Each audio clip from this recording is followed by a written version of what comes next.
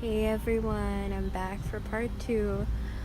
Okay, in the last video I talked about things that I did miss from being a Christian, and I'd like to talk about the things that I don't miss. The things that I don't miss, I'm sure will come across as things that other Christians might be like, you could have totally put up with that.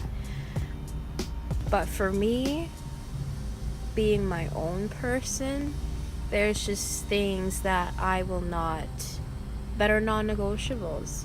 And my non-negotiables do not have to look like anybody else's non-negotiables when it comes to shit that they believe in.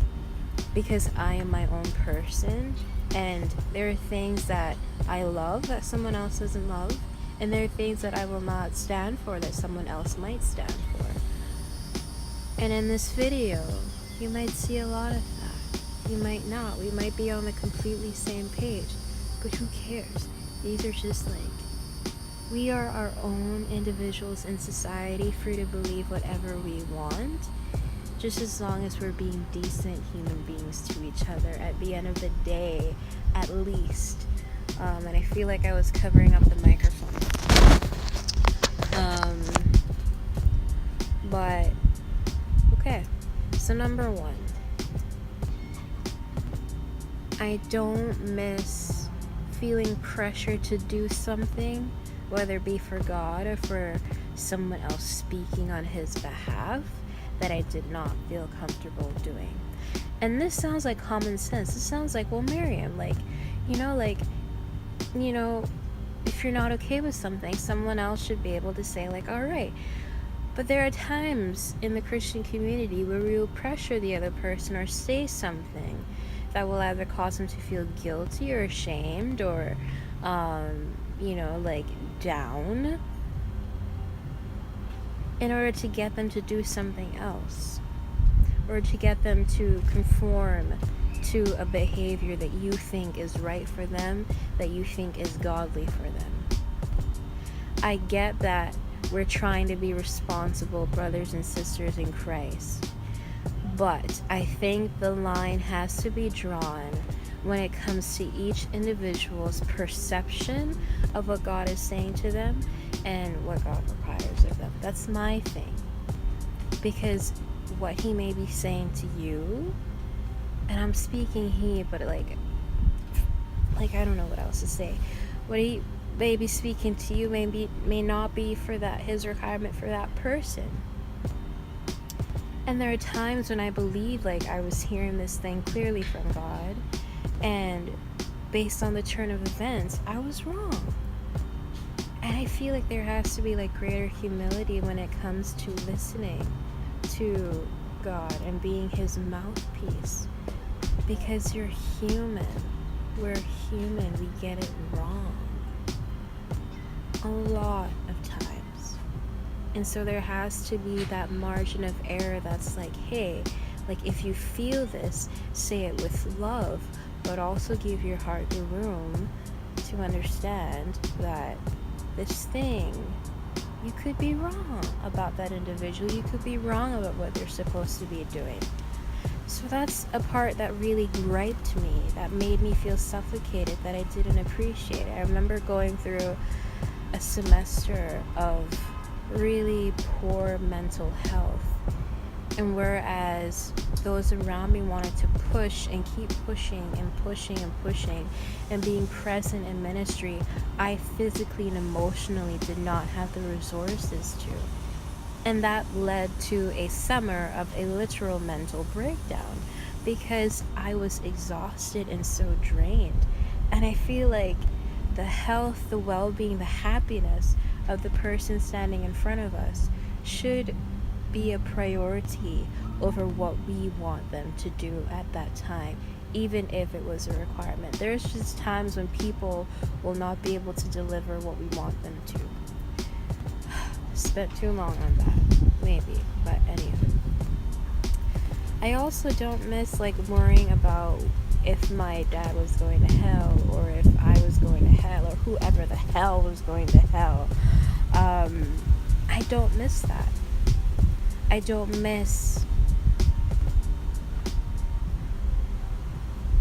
being constantly preoccupied about my performance and how well. And I get that there are Christian songs that are like, it's not about performance, but I'm like, if you read the Bible and the way that the Lord has spiritually whooped the asses of some motherfuckers in the Bible, you feel that shit.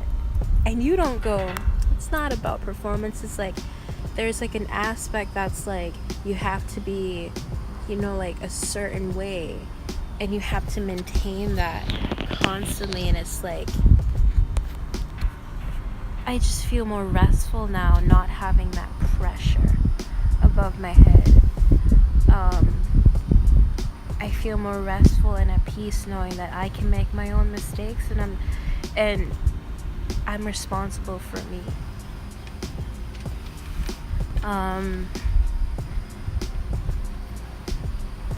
I don't miss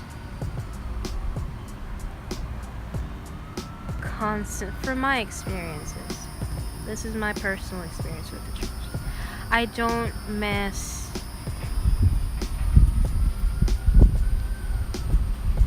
the lack of candidness that I experienced with the church, with things like sex or masturbation or pornography or doing weed. I do not miss the lack of conversations around shit like that. I do not miss things being taboo. I do not miss, because here's the thing, it's like, if you're not going to teach us about it as a church, we're going to find that information elsewhere, and it may be more damaging than what you want to teach us. It may be better. Who knows? Too many things are taboo, and they shouldn't be. This isn't just in the church, but like outside of it. I don't miss gender roles. They fucking piss me off. I do not miss looking at, I'm gonna stop saying that phrase, it's annoying me. Like, men are supposed to do this, women are supposed to do this, men can't do this, women can't do this, and it's like, who the fuck cares? If you can do it well. If you can't, humbly decline and say that you need help in this area as a man, that you need help with this area as a woman. It won't stop the world from spinning. And then we teach men that they're more efficient in this area as the head of the house, and women that you're more efficient in this area serving the husband and nurturing the kids. And I'm like, fuck all that shit, bruh. If you're good at doing the dishes, boo-boo lumpskins, you do the dishes. If you're good at doing the pampers, you do the pampers. This whole like fucking gender role expectations that suffocate people and limit their abilities to thrive. I'm like, fuck all that, bruh.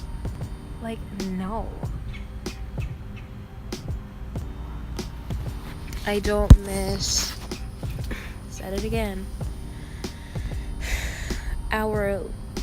the way that we can treat the LGBT community and the things that we can say to them, and you know how dogmatic we are on the Bible. Like, you know what, well, like God said that homosexuals will not enter the kingdom of heaven, and how reckless and careless we are with taking an ancient translation, not considering the context, not considering the translation itself, and still thinking that we are like, we deserve the soapbox that we're standing on to tell people how to live their lives, who to love.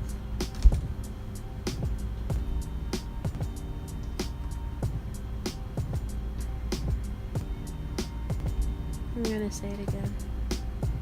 I don't miss how dogmatic and rigid and black and white we have made as a church. A lot of us. Millions of us. Areas that were meant to be gray and thrived in the grayness. Because there's some things that should be black and white. But even within the black and white, there are some things that should be gray and should be talked about and should be discovered and intentionally pursued to gain deeper insight, not so that you have one blanket of truth that works for everybody, but that you're intelligently able to assess the different layers of truth and apply it to who it should be applied to. It's not that hard.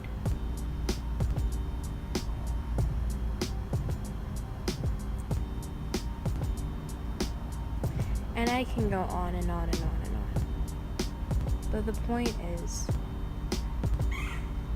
there are just some things that you don't have to put up with if you're a Christian, if you're not, regardless of your beliefs. And you should have the autonomy, the individuality, and the respect coming towards you to have different beliefs, as long as they're not harming other individuals. Because that's where I draw the line on that statement. As long as they're not harming other individuals, you're Gucci. Believe whatever the fuck you want to believe. But the minute that you take your beliefs and you recklessly harm other individuals by them, it's like, you need to check your heart. You need to go back to the drawing board. And you need to learn how to love better. That's my little spiel at the moment. And the next video is going to be talking about where I'm at now in my faith, in my beliefs. What do I believe now? And why? And all that good stuff. But to that I say, bye boo.